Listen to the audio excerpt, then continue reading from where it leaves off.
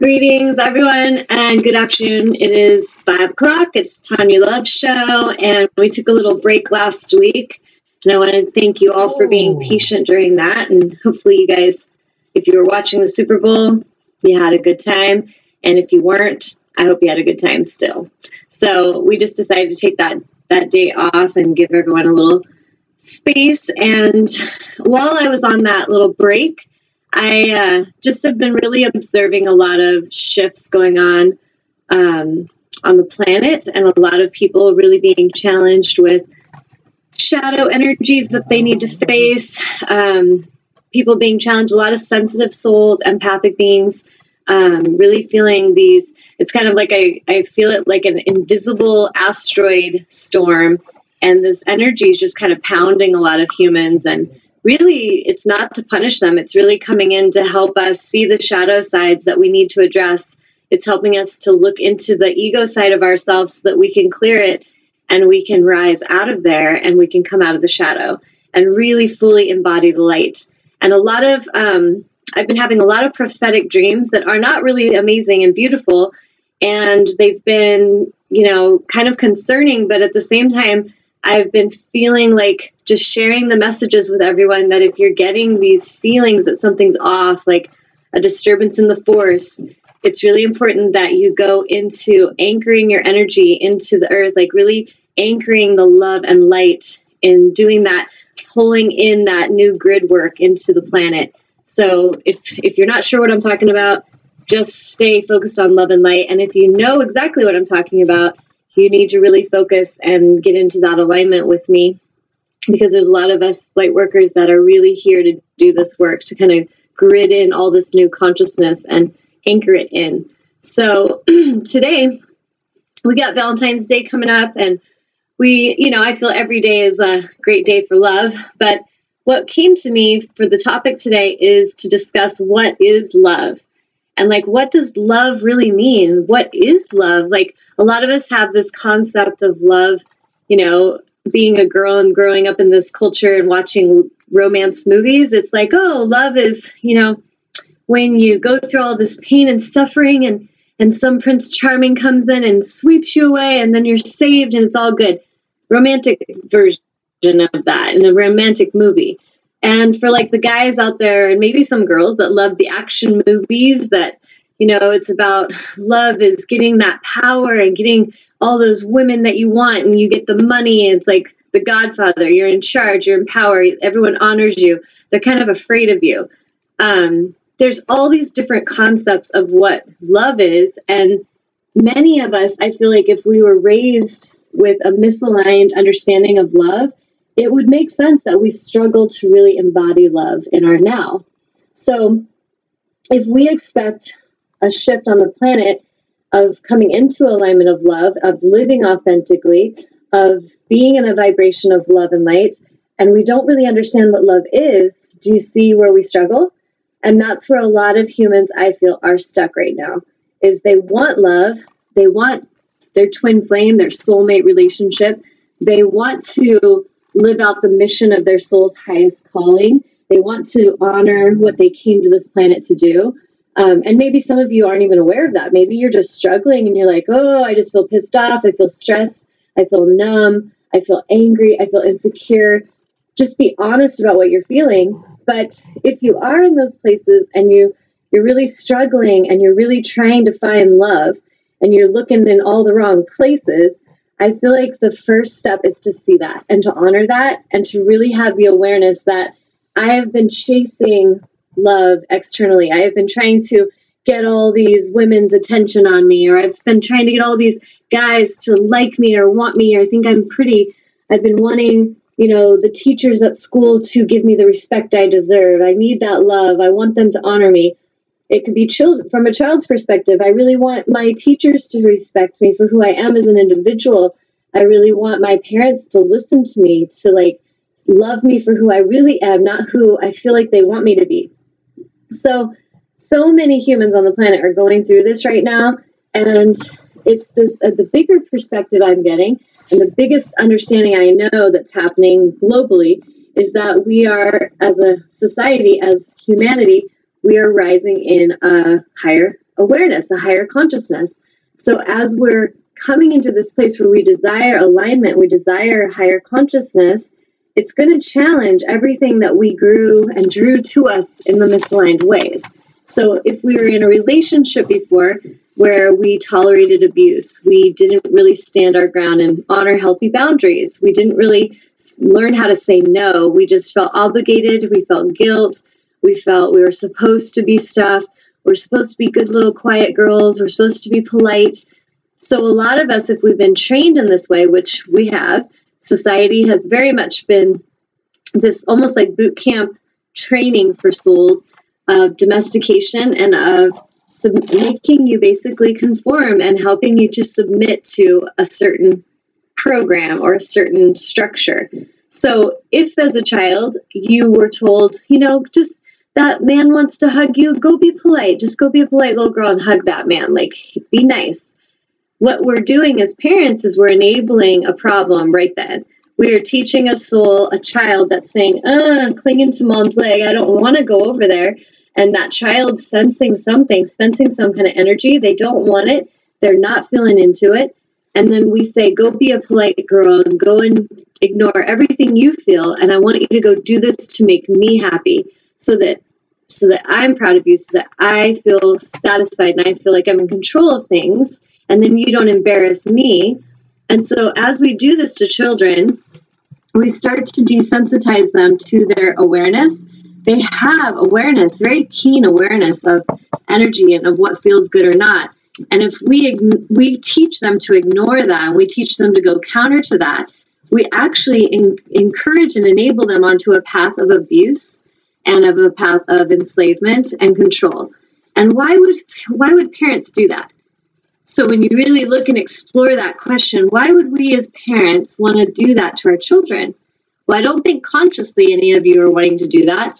And if you are consciously doing it, then you're really, own it and realize, wow, there's a dark part of you that really likes to enslave people. And for those of you that are around a person, if they're like that, pay attention, because it's really important for us to really observe what an energy's intention is and to honor what is healthy for us. But if we're doing that, and it's like a subconscious thing that, we're not really paying attention to, it does affect these children. And those of you that are adults now raising children, if you never were shown honor or respect, chances are you don't mean to, but you're doing that to your children. You're projecting that same misalignment upon your children. So a big part of what I feel love is, and what I, in my knowing, understand love to be, is not at all what we are taught on this planet. It is not at all what we are taught in love songs or in movies or in families, for that matter. And what we are taught is that if you love these family members, if you love this person, then you will go through just about anything for them. And that you will, there's songs, like that, I'd take a grenade for ya. There's songs that are like, what? The insanity of, I would lay down and die for you. Is this really love, or is that just really insanity and it's really desperation, and I will abuse myself so much to prove my love to you? And it's very Romeo and Juliet, and man, that stuff sells in books and it sells in love stories and movies, but it's you're getting gypped if you're going with it and if you're believing in it, because it's actually the recipe for disaster. It's the exact recipe for destruction and enslavement, codependency, and abusive. It's just abuse and addiction to the core. So we can celebrate these things, and we do have a way in society of making really dysfunctional things look really glamorous, but we need to start to really look into it. And like, what is love is not these things. It is not attachment. It is not, from what Source tells me, it is, we are to be unattached by role or title. If we live in our alignment with Source, with our connection with our highest intuitive self, our highest aligned knowing, we are to live in that space of alignment, loving self fully, honoring self fully, and from that alignment, we look out of the eyes of awareness of, how do I feel about the energies around me? What do I feel about grandma? What do I feel about this strange man that's trying to push through my healthy boundaries. What do I honestly feel about that? Now, when we're in our power, when we have what I call empowered love, and I think in like the 80s, they called it tough love.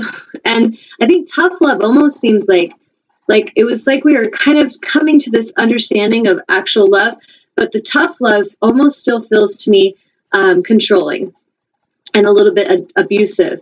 And so if we can scrap all these different things we've been told and taught that don't really feel good, what if we come from this place of empowered love where I love myself and I care about myself, I honor my inner knowing, I trust my intuition, and I care about how I'm treated. Now, if I care about how I'm treated, it doesn't mean everyone around me cares. And a lot of times when a soul's just graduating and crossing that bridge from this very enslaved life to an empowered life, a lot of the people they've drawn to them in their old movie were very much enslaving, energetic vampire kind of people that come in, they take from you until they took too much. And there's that day that comes for every soul where you're just freaking done. Like you are done being taken from, you are done being abused, you are done being disrespected. And so as we go through that process and we really get to that place of I am done with this, we can take our power back and we suddenly start to feel like, maybe I tolerated that before, but I'm not tolerating it anymore. And I love myself and I deserve to be treated with respect. Maybe before I let you talk down to me and I let you make me feel shitty and push me around energetically because of your fear, but it's not happening anymore. And so in a moment like that, for a lot of souls going through that, there will be people that will fall out of your life. There will be people that, they're kind of like, well, we kind of want to control you and we don't really agree with you. And like, I know in my life, when I came to this realization, oh man, did a lot of the board get cleared of who was in Tanya's life. And a lot of those people that once I had close to me, that I was in this space of how can I be enough for them? I was in not a good enough mode. When we don't really feel we're enough and we don't really love ourselves, we do a lot of stupid shit, period.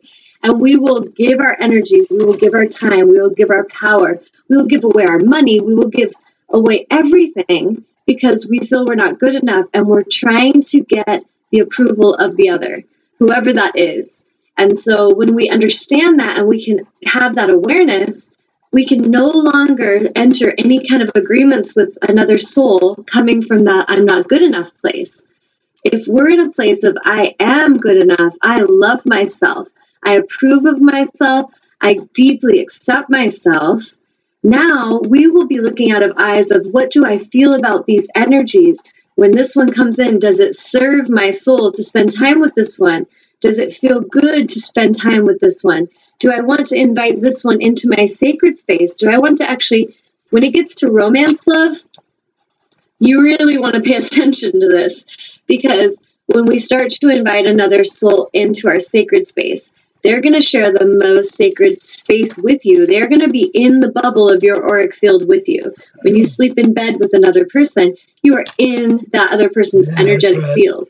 So you might want to really observe that energy before you choose to attach to it. This is really love. But when we're in codependency mode and we're in I'm not good enough mode, we just want anyone to come and hang out with us. So we'll tolerate a lot of stuff. We'll tolerate a lot of abuse. And most likely we'll have these addictive behaviors with sex. We might have people come in and we just let them use us, or we want to use them because we're angry that someone used us.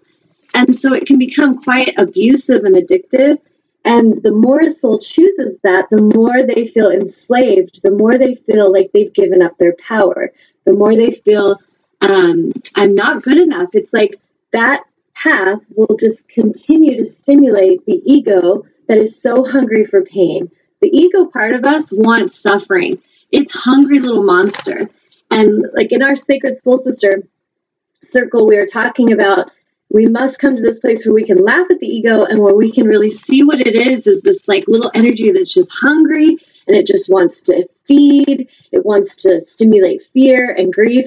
And if we starve that ego, we can really start to shift our energy in a more healthy, empowered way. We start to tune into the intuitive side of ourselves, we start to listen to those subtle messages and we start to feel more powerful.